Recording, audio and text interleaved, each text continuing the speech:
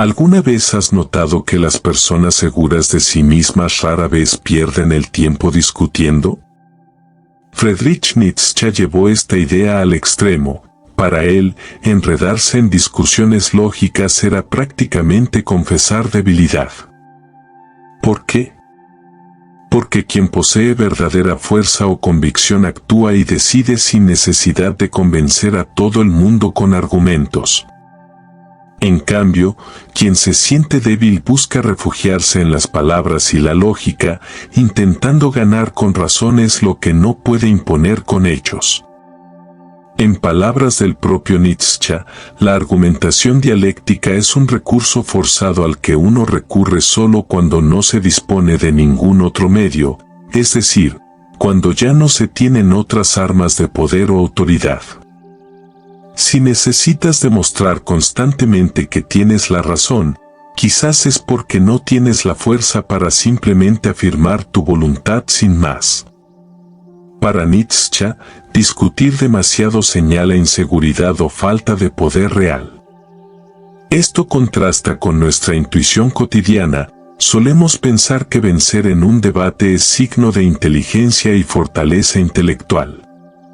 Pero Nietzsche nos provoca a verlo distinto. Según él, cuanto más fuerte eres, menos explicaciones debes dar. En la sociedad, muchas veces los líderes seguros toman decisiones y actúan, mientras que los inseguros sienten la necesidad de justificar cada paso. Nietzsche observaba que, en la antigua Grecia, los nobles confiaban en su instinto y autoridad en lugar de enrevesar todo con razones.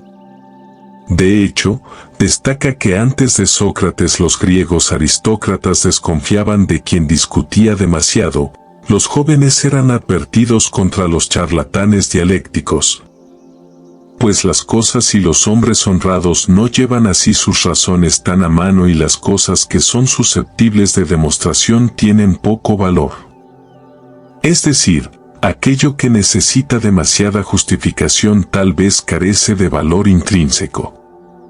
Para Nietzsche, cuando alguien insiste en debatir cada punto, revela que en el fondo no tiene un poder firme, porque la auténtica fortaleza se siente cómoda actuando sin pedir permiso ni aprobación mediante argumentos. Nietzsche no odiaba a Sócrates porque sí. Lo que le molestaba no era el personaje en sí, sino lo que representaba, el principio de un cambio brutal en la manera de pensar, de vivir y de valorar el mundo. Un cambio que, para él, no fue una evolución, sino una señal de decadencia, el punto exacto en que la cultura griega dejó de afirmar la vida y empezó a sospechar de ella. Hasta Sócrates, la cultura griega, especialmente la aristocrática, valoraba el cuerpo, los instintos, el destino, el honor. Los antiguos héroes no se sentaban a debatir lo que era justo o injusto, actuaban y su fuerza era su argumento. Vivían bajo el impulso de la vida misma, con un sentido trágico de la existencia que aceptaba tanto el sufrimiento como la gloria. Nadie se escondía detrás de explicaciones, el valor se demostraba en el campo de batalla, en la decisión, en el riesgo. La tragedia griega, por ejemplo, no buscaba consuelo ni explicaciones racionales, mostraba la vida tal como es, bella y terrible al mismo tiempo. Y ahí entra Sócrates. Para Nietzsche, él fue como un virus dentro de un cuerpo fuerte pero ya agotado. No llegó a la Atenas de Pericles, vibrante y poderosa, sino a una ciudad que empezaba a decaer. Con sus preguntas eternas, su método dialéctico, su insistencia en que la vida no examinada no vale la pena ser vivida, Sócrates rompió el vínculo directo con la vida. Introdujo un nuevo criterio: todo debe ser pensado, analizado, justificado. A partir de él, ya no basta con vivir, hay que racionalizar cada impulso. Nietzsche lo dice sin vueltas: Sócrates fue un síntoma de una cultura enferma. Su obsesión por la razón no fue virtud, fue necesidad. El mundo griego estaba perdiendo su fuerza vital, y Sócrates apareció como una respuesta desesperada, un hombre que, incapaz de dejarse llevar por sus instintos, decidió controlarlo todo con la razón. Y ese modelo fue el que triunfó. Dejó atrás la sabiduría trágica, vital, instintiva, para inaugurar una moral racionalista y abstracta. No es casual que Nietzsche lo llame el gran moralista. Sócrates fue el primero en poner la virtud como algo que se puede enseñar, algo que se puede definir y aplicar como si fuese una fórmula. Con eso, la ética dejó de ser una expresión de fuerza interior y se convirtió en una receta universal. Y el que no cumplía con la razón era simplemente ignorante o malo. Así nacía una nueva forma de juzgar, fría, sistemática, supuestamente neutral, pero profundamente enemiga del instinto. Nietzsche denuncia esta transformación como el inicio del resentimiento en la filosofía. En lugar de afirmar la vida, se empieza a desconfiar de ella. Todo lo natural se pone en duda, el placer, la ira, el deseo, el poder. El cuerpo, que había sido fuente de sabiduría en muchas culturas antiguas, pasa a ser sospechoso. Lo que vale, a partir de entonces, es lo que pasa por el filtro de la lógica. Y Sócrates es el responsable directo de ese viraje. Pero Nietzsche va más lejos. No solo acusa a Sócrates de cambiar el rumbo de la filosofía. Lo acusa de haber sembrado las semillas del cristianismo moral que vendría después. Platón, su discípulo, ya habla de un mundo ideal, puro, superior al mundo real. Y siglos más tarde, esa idea será recogida por el cristianismo, que también desprecia el cuerpo, el deseo, el mundo material. Todo eso, la espiritualidad, el alma, la salvación, la culpa, tiene raíces en el pensamiento socrático. Para Nietzsche, Sócrates fue el primer gran sacerdote disfrazado de filósofo. Un enemigo de la vida, pero con cara de sabio. Esa es la decadencia cultural que denuncia. A partir de Sócrates, Occidente se pone enfermo, empieza a idealizar un mundo irreal, a crear valores universales, a moralizar cada acción, a juzgar en lugar de vivir. La filosofía ya no busca comprender la vida, sino corregirla. Y cuando la filosofía se convierte en moral, pierde su fuerza creadora. Pasa de ser una herramienta de vida a ser un freno. Eso es decadencia. Y lo más grave es que ese modelo triunfó. Durante siglos, ser filósofo significó ser como Sócrates, racional, moralista, abstracto, enemigo del cuerpo, defensor de una verdad única. Nietzsche quiso romper con eso. Quiso recuperar la fuerza, el instinto, el caos vital que hay en la vida auténtica. Por eso, atacar a Sócrates no era un capricho. Era una declaración de guerra a todo un modelo cultural que había reducido la filosofía a un sistema de valores contra la vida. En síntesis, Sócrates, para Nietzsche, fue el primer gran traidor de la vida. No porque pensara demasiado, sino porque enseñó a desconfiar del instinto, del cuerpo, de la pasión, del misterio. Enseñó a vivir solo si hay razones para hacerlo. Nietzsche dice, eso no es vivir, eso es obedecer. Y cuando la obediencia se vuelve virtud, la cultura muere por dentro. Cuando Nietzsche mira a Platón, no lo ve como un genio creativo, sino como el primer gran traidor sistemático de la realidad. ¿Por qué? Porque Platón toma la desconfianza de Sócrates hacia los sentidos, el cuerpo y la experiencia vital, y la convierte en una estructura completa, en un sistema de pensamiento que pone al mundo real por debajo de otro mundo, el de las ideas.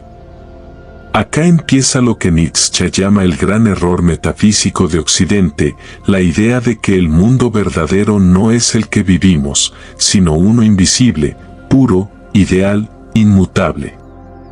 En esa visión, todo lo que sentimos, el dolor, el deseo, el placer, el cuerpo, pasa a ser engañoso, sospechoso, secundario. Lo único que vale es lo eterno, lo abstracto, lo que nunca cambia. Y ese mundo superior es donde Platón ubica la verdad, la justicia, el bien, valores que no se viven, sino que se contemplan desde lejos.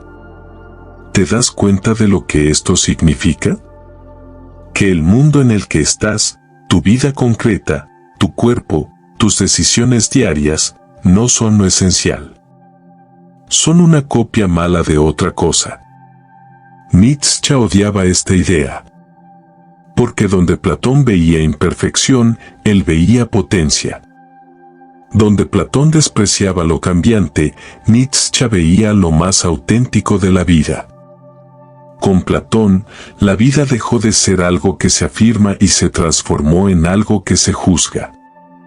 Se empezó a hablar de una realidad más verdadera que la realidad, de una justicia que está más allá de la justicia humana, de un bien perfecto que nadie ha visto. Y lo peor es que todo eso se volvió ideal moral.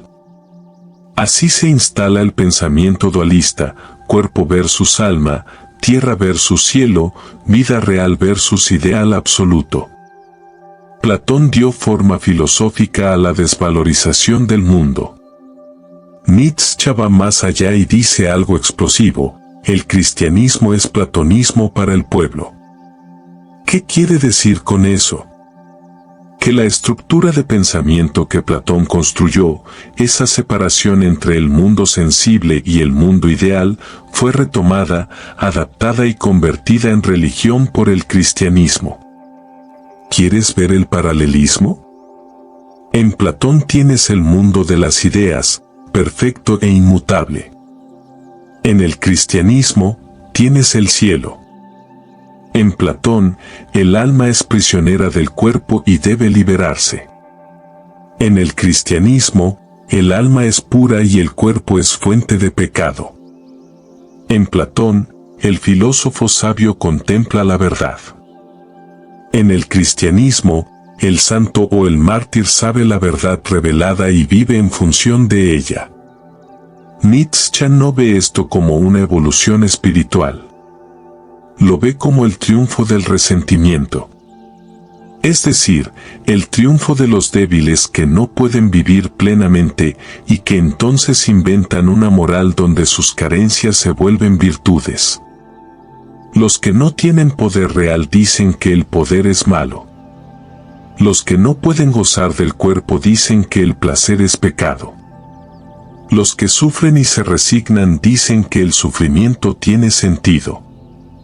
Y así, le dan la vuelta a la vida, la convierten en un problema, en algo que debe ser superado, purificado, negado. Ese es el gran crimen, para Nietzsche, inventar una moral que desprecia la vida misma. Una moral que exalta la obediencia, el sacrificio, la culpa, la sumisión, el castigo, la otra vida. Todo esto, según él, nace con Sócrates, se organiza con Platón y se vuelve religión con el cristianismo. Por eso Nietzsche declara: Dios ha muerto. No porque quiera escandalizar, sino porque quiere liberar a la humanidad de esa visión que convierte la vida en pecado. Nietzsche no solo destruye, también propone. Su idea no es quedarnos sin nada, sino reconstruir desde otro lugar. Y ese lugar es la vida afirmada sin culpa, sin vergüenza, sin necesidad de justificarlo todo. ¿Qué propone concretamente? Primero, revalorizar los instintos. Volver a confiar en lo que sentimos, en lo que deseamos, en lo que somos sin máscaras. Para Nietzsche, los grandes hombres, los verdaderamente fuertes, no piden permiso, no buscan justificaciones eternas. Crean sus propios valores, como un artista que no necesita una teoría para pintar. Segundo, derribar los ídolos morales. Todo ese sistema de verdades universales, de bien y mal absolutos, de reglas fijas para todos, Nietzsche lo llama morales de esclavos.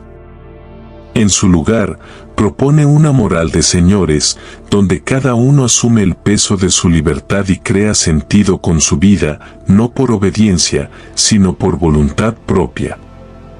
Y, por último, su ideal más famoso, el superhombre.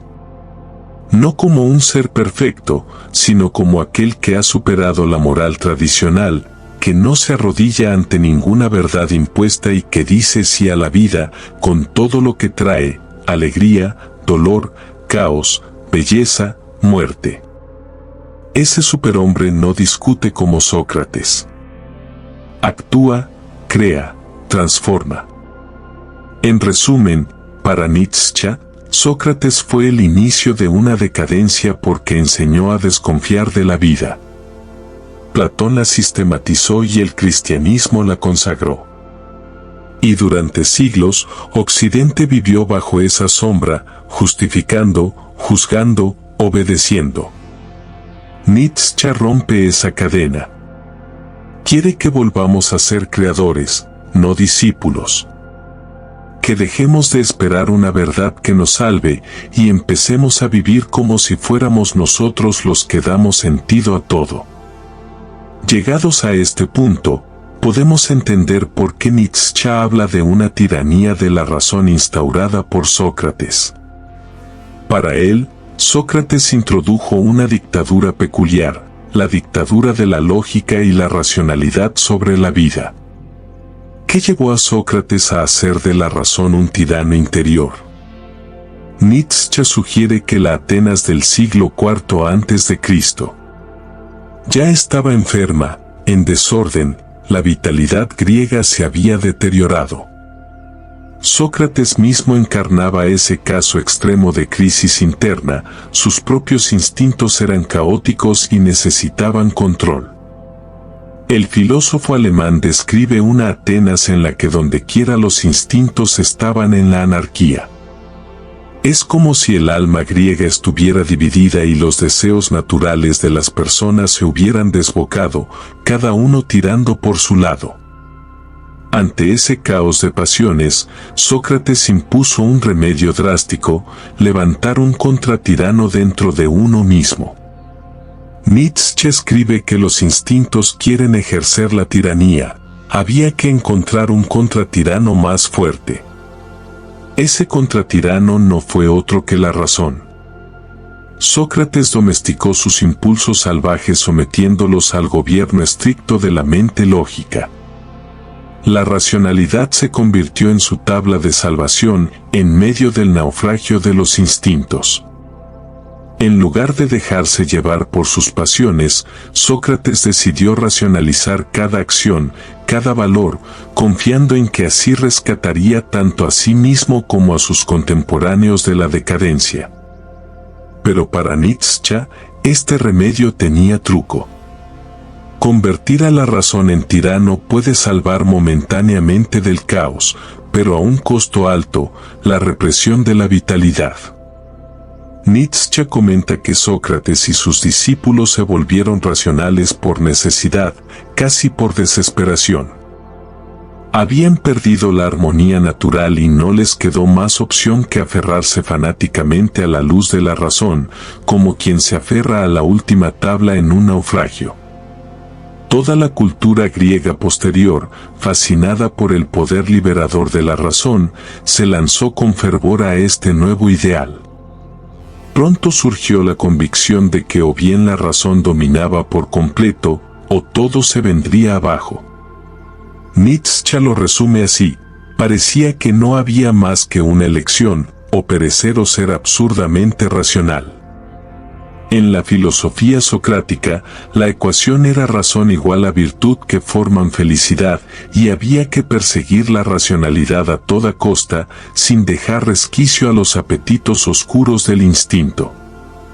Para Sócrates, la vida buena debía ser completamente consciente, examinada y gobernada por la inteligencia. Cualquier impulso irracional era sospechoso. Esta es la tiranía de la razón, la mente vigilante que no permite a los instintos moverse libremente, que exige justificación y control para cada deseo. Nietzsche admira la valentía de Sócrates al enfrentar la decadencia, pero señala un error fatal en esa fe desmedida en la razón. Según Nietzsche, combatir la decadencia interna solo con más racionalidad era como combatir fuego con fuego. Al reprimir los instintos por medio de la razón tiránica, Sócrates simplemente creó una nueva forma de enfermedad. En vez de curar la decadencia, la racionalidad obsesiva la prolongó bajo otra máscara. Nietzsche lo expresa con contundencia: la cruda luz del día, la racionalidad a toda costa, la vida clara, consciente, prudente, sin instintos, en oposición a los instintos, fue una enfermedad.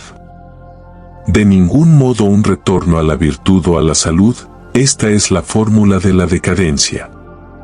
En otras palabras, vivir solo conforme a la razón fría significaba seguir enfermo, solo que de otra manera. Para él, una vida verdaderamente sana no teme a los instintos, al contrario, se nutre de ellos. Cuando la vida está en ascenso y es fuerte, la felicidad y el instinto son cosas iguales, afirma Nietzsche. La tiranía de la razón socrática cortó esa conexión natural con nuestros impulsos. Nietzsche veía en ello el comienzo de una moral filosófica que nos pide luchar contra nosotros mismos, sofocar nuestros deseos naturales en nombre de ideales superiores. Y para Nietzsche, hay que luchar contra los instintos, es el lema de los decadentes, no de los fuertes. Los fuertes no necesitan declararle la guerra a su propia naturaleza, fluyen con ella. Vivimos en una cultura donde todo tiene que ser explicado, analizado, aprobado. Si haces algo, te piden que lo justifiques. Si decides algo, tienes que argumentarlo. Si elegís un camino, tienes que demostrar que es el correcto. Estamos entrenados para rendir examen constantemente. Nietzsche odiaba eso. No porque fuera perezoso mentalmente, todo lo contrario, sino porque veía en esa obsesión por la justificación un síntoma de debilidad. El que necesita justificar cada uno de sus actos, decía Nietzsche, no confía en su fuerza. Necesita la aprobación de los demás, o al menos necesita convencerse a sí mismo con razones externas. Pero el que está realmente vivo, el que tiene el coraje de afirmarse a sí mismo, no pide permiso. Actúa, crea, decide. Y si después le preguntan por qué lo hizo, puede responder con total calma, porque sí. Eso, para Nietzsche, no es arrogancia. Es salud. Es vitalidad. Es tener un centro tan firme, tan auténtico, que no necesitas rodearlo de excusas ni teorías. Es la diferencia entre el que lidera y el que sigue. El que lidera marca una dirección y camina, aunque los demás todavía estén discutiendo el mapa. Nietzsche veía que gran parte de la filosofía, y más aún, de la moral, se había convertido en una fábrica de excusas. Gente que no vivía, que no arriesgaba, que no se lanzaba a nada nuevo, pero que tenía argumentos para todo. Justificaban su pasividad con ideas, su miedo con prudencia, su mediocridad con ética. Y eso lo enfermaba. Porque mientras discutimos si algo está bien o mal, la vida sigue adelante. Se mueve, cambia, empuja. Y si tú te quedas analizando demasiado, te pasa por encima. Es importante aclarar algo, Nietzsche no dice que hay que ser impulsivo o tonto. No está en contra del pensamiento. Está en contra de la parálisis por análisis. De vivir como si tuvieras que pedir permiso a la razón antes de respirar. Pensar no está mal. El problema es cuando usas el pensamiento como excusa para no actuar, o como escudo para no mostrarte como eres. La fortaleza no es actuar a ciegas. Es actuar desde un lugar tan profundo que no necesitas justificarte. Porque sabes que lo que haces nace de tu propia potencia. Es como cuando algo en ti está tan claro, tan vivo, que no hace falta que lo expliques. Lo haces. Punto. Esa es la fuerza que Nietzsche admira, la que se afirma sin pedir permiso. Y esa fuerza, cuando aparece, molesta. Porque al que vive pidiendo permiso, justificándose, explicándose todo el tiempo, le resulta insoportable ver a alguien que no lo necesita. Por eso el fuerte siempre es señalado. Se lo acusa de soberbio, de inmoral, de insensible. Pero lo que pasa, en el fondo, es que el fuerte desnuda la debilidad de los demás. Les muestra, sin decir una palabra, que hay otra manera de estar en el mundo, una más libre, más directa, más feroz. Nietzsche nos invita a pensar como los creadores. Los creadores no se sientan a justificar porque el mundo necesita su obra. Primero crean. Y si después alguien les pregunta por qué hiciste esto, a lo sumo responderán con una sonrisa. Porque lo hicieron desde una necesidad interna, no desde un cálculo racional. Ese es el modelo que Nietzsche propone. No el del filósofo que se queda encerrado en libros analizando la vida, sino el del artista, el guerrero, el explorador, el que pone el cuerpo antes que la teoría. No porque desprecie la inteligencia, sino porque sabe que la inteligencia que no se arriesga se pudre. Y esto va más allá de la filosofía. En tu vida cotidiana, lo puedes ver. ¿Cuántas veces dejaste de hacer algo porque no encontraste una justificación lógica? ¿Cuántas veces te frenaste porque no podías demostrar que tenías razón? Nietzsche te diría, eso no fue prudencia, fue miedo disfrazado de pensamiento. Lo racional no siempre es lo fuerte. A veces es simplemente una excusa para no vivir. La verdadera fuerza, para Nietzsche, es la que dice sí sin necesidad de argumento. Es el alma que se afirma a sí misma, que no espera una razón para existir. Esa es la gran diferencia entre el fuerte y el débil. El fuerte no necesita que el mundo le diga que está bien. El fuerte se basta consigo mismo. Y cuando actúa, su acción habla por él. Por eso Nietzsche despreciaba tanto la necesidad de debatir todo. No porque odiara el diálogo, sino porque sabía que muchas veces el que discute no quiere aprender, quiere vencer. Y el que quiere vencer con palabras, generalmente esconde que no puede vencer con hechos.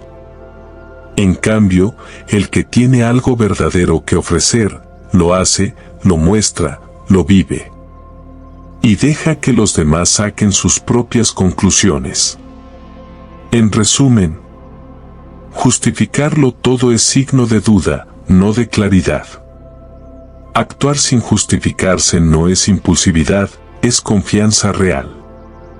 El fuerte no explica, crea, decide, lidera. No necesitas tener todas las razones del mundo si lo que haces viene desde lo profundo. Eso es lo que Nietzsche defendía. Y eso es lo que incomoda tanto de su pensamiento, que nos exige dejar de justificarnos y empezar a vivir con más coraje. Si este viaje por la mente de Nietzsche te hizo vibrar, no lo dejes en palabras. Comenta. Dinos qué parte te desafió más, romper con la tiranía de la razón o dejar de discutir para actuar. Dale like. Si crees que los fuertes no necesitan justificar su valor, pero tú sí puedes apoyar este canal. Suscríbete. Para más filosofía que no se conforma con explicar el mundo. Nos vemos en la trinchera del próximo video.